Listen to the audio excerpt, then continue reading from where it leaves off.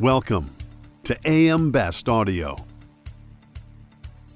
Despite ongoing economic uncertainty and consumer concerns about personal finances, U.S. individual life insurance sales posted strong growth in the first quarter of 2026, with total new annualized premium rising 10% year over year to $4.5 billion, according to LIMRA.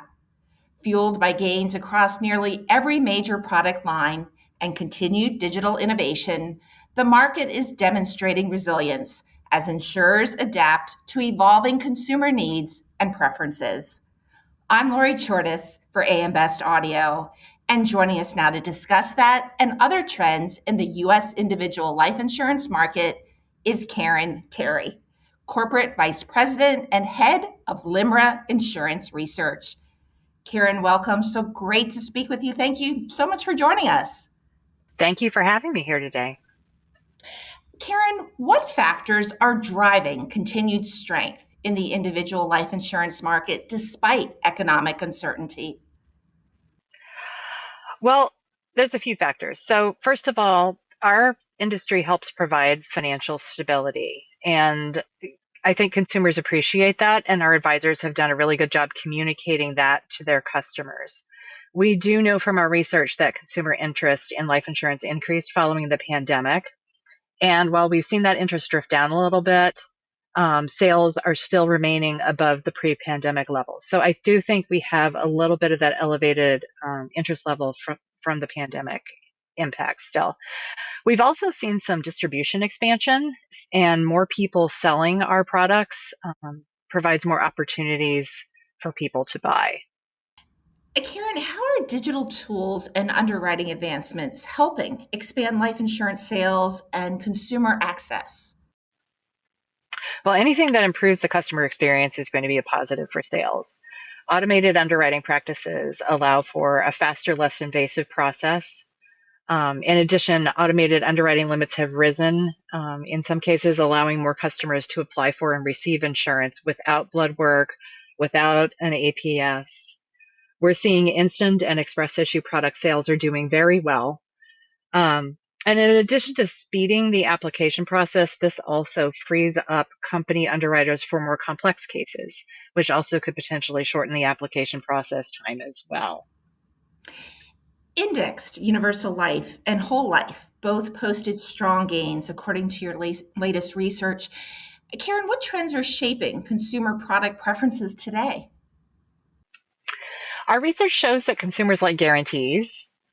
So Whole Life, for example, is simple. It has guaranteed cash value and interest rates, and the premiums don't fluctuate. So that's always been appealing to consumers.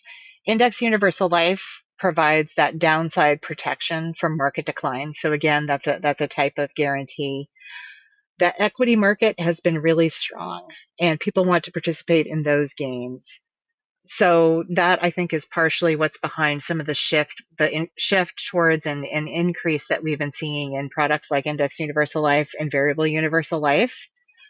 But people do want some assurance that they'll be protected from those market declines, which makes IUL really one of the more popular products out there because of that downside protection. Now, low interest rates have also shifted interest away from fixed to fixed products with a fixed return, like Fixed Universal Life, towards products that can have a higher return. And then finally, we've seen a very strong growth in the final expense market for whole life insurance and for the instant and express products, like I mentioned, for both whole life and Indexed Universal Life. Now, you mentioned consumer preferences. Some of this is more distribution and interest rate driven. So for example, lower interest rates make IUL more appealing, and also tends to increase premium finance sales.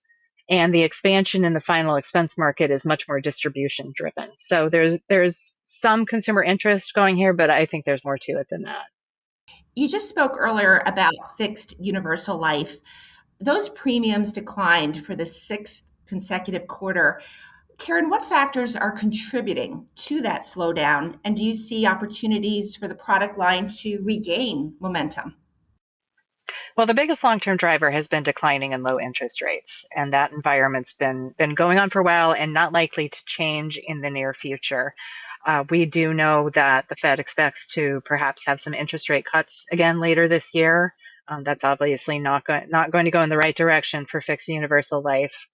Now, this product has seen some success, a lot of that driven by survivorship products and also by the hybrid and life long-term care products in the fixed UL space, but that's really not been enough to lift sales for the entire product line. It's possible, but it's hard to see any significant growth for these products in the near term, and we are projecting for sales for fixed universal life to continue to decline over the next few years. Customize your data experience. BestLink now offers an interactive company dashboard that provides company-level intelligence in a fast, user-friendly interface featuring interactive tables, charts, and Sparkline performance histories. Customize the dashboard tiles to prioritize the insurer ratings, data, and analytics that best support your workflow. AM Best. Our insight, your advantage. Karen, how are insurers balancing growing demand for market-linked products with the need for long-term financial protection solutions? That's a great question. We know annuities have had tremendous success over the past few years, and we do know that there's been a shift in the market towards wealth management among advisors and away from protection products. So I would say there's a few things. So first of all, a holistic financial plan really is going to potentially include both products, right? You have a retirement need with the annuities, and you also have that protection need. So, carriers are definitely working with advisors to try to emphasize the importance of that holistic financial planning. The strong equity market has also driven interest in products like Index Universal Life and Variable Universal Life. So there is, those product lines do address, some of that interest in accumulation, and to a certain extent, retirement planning as well. I think it's important for carriers to provide a range of options for customers.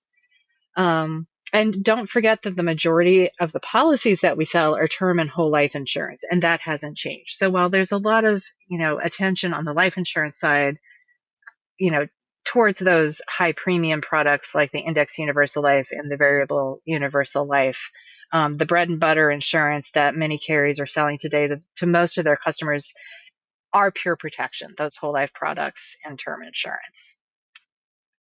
And looking ahead, Karen, do you expect life insurance sales momentum to continue through the remainder of 2026? And what challenges or opportunities could shape the market?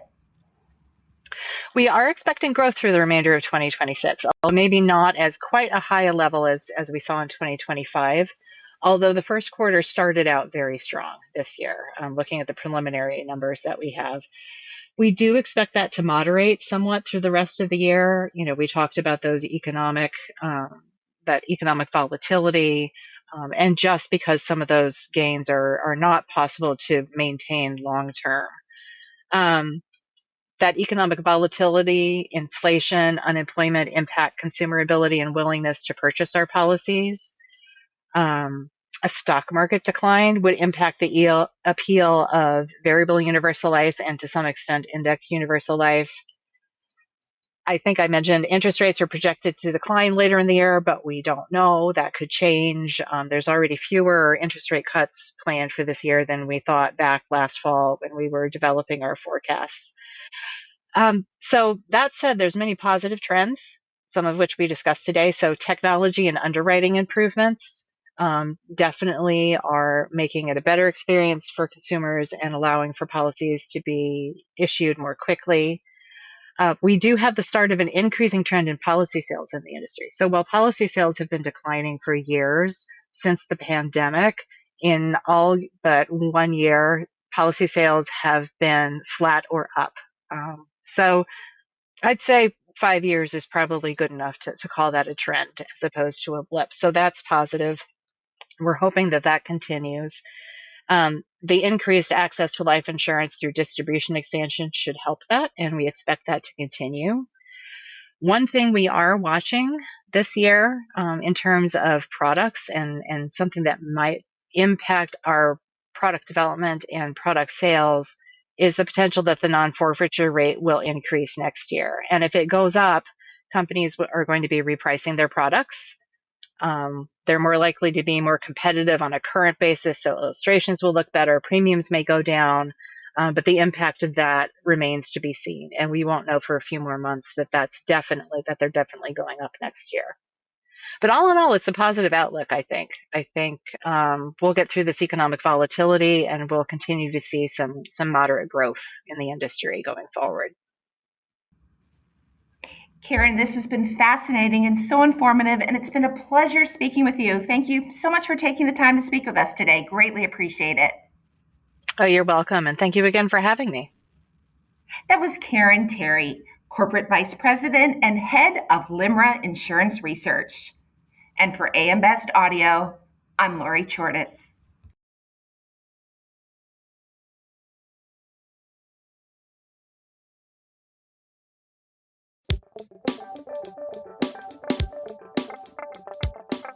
Looking to get the full attention of the insurance industry? We have the platforms that will do just that. Whether it be AM Best TV, AM Best Audio, Best Review Magazine, or Best Day. Find out more by calling AM Best Advertising Sales at 908-439-2200, extension 5399, and have a great day.